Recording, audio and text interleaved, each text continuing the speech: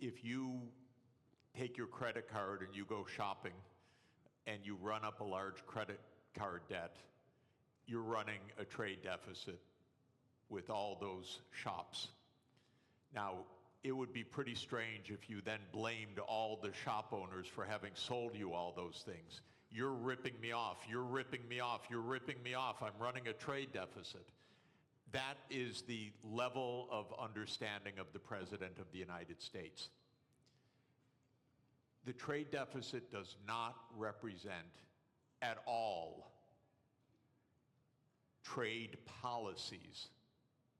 It represents spending relative to production or earnings. We call that an identity. I teach it in the second day of my course in international monetary economics. Trump never made it to the second day. So he says, you're running a trade deficit, look, they're all cheating me. But all that's happening is the United States is outspending its national income. And you can look at the national income chart, you can add up consumption and investment and government spending, and you could subtract off gross national product, and lo and behold, what will that equal? Not approximately, exactly. That will equal the current account deficit, which is the comprehensive measure of how much you spend on goods and services versus how much you sell in goods and services. So the United States runs a current account deficit because it spends more than it produces. Why does it do that? We have a big credit card in the United States. It's called the national government. The US government spends about $2 trillion a year more than it takes in revenues. What it's doing is making transfers to the American people and to American businesses. It doesn't tax Americans for those transfers because, here's another little fact, because the congressmen that vote on the budget got into office by being paid for their campaigns by rich people who don't like taxes. So the political system says, spend, but don't tax us. So we run a chronic deficit in the United States.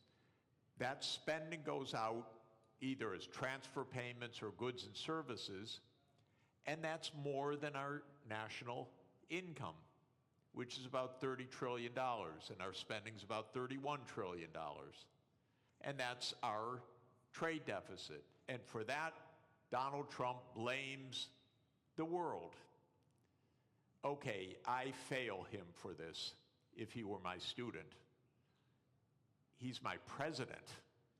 It's a little weirder because when he did this, in 2 days, the world lost $10 trillion of market capitalization.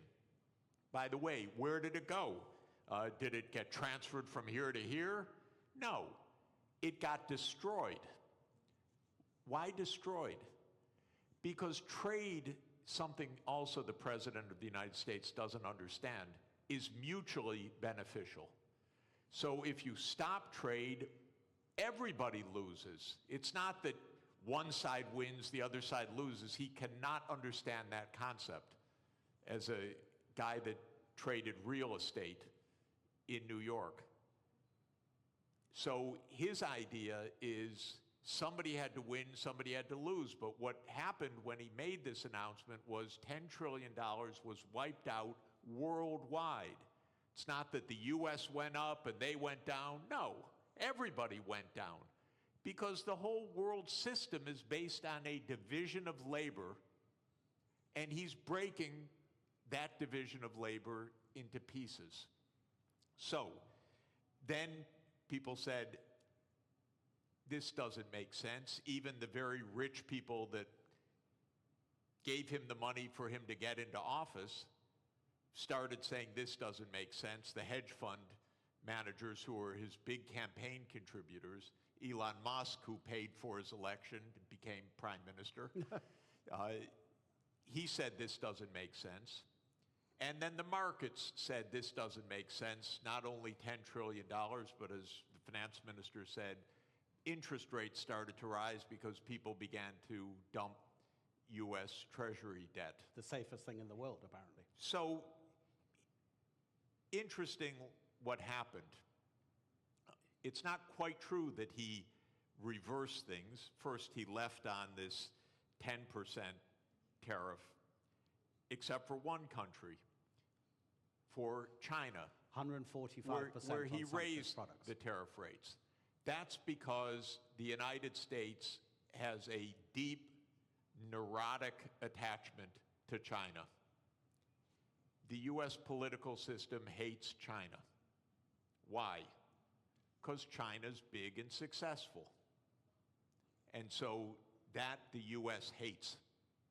It's a rival, it's a competitor, and so this is the one thing he left on. Now, he's going to mess up everything with this too, because in a trade war between the U.S. and China, China wins. China does not depend on the U.S. market very much. It's about 12% of China's exports. China will do just fine. It's just dumb policy. There's no more, sorry to say it, there's just no more explanation to this than that. It makes no sense. Now, it raises, if I could, just one last point. How can this happen when it makes no sense? And that, people should understand, we are in one-person rule in the United States. Our political system is in a state of collapse. What President Trump did is an emergency decree. Everything he does is an emergency decree. Literally, you can go on to whitehouse.gov and then follow the menu to executive decrees. And there are dozens of them. And each one starts the same way. With the powers invested in me as President of the United States, I hereby declare A, nonsense, B, nonsense, C, nonsense.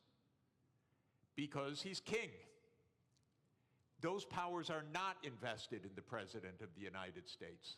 They're invested in the Congress. You read Article 1, Section 8 of our Constitution. It says that all duties originate with the Congress.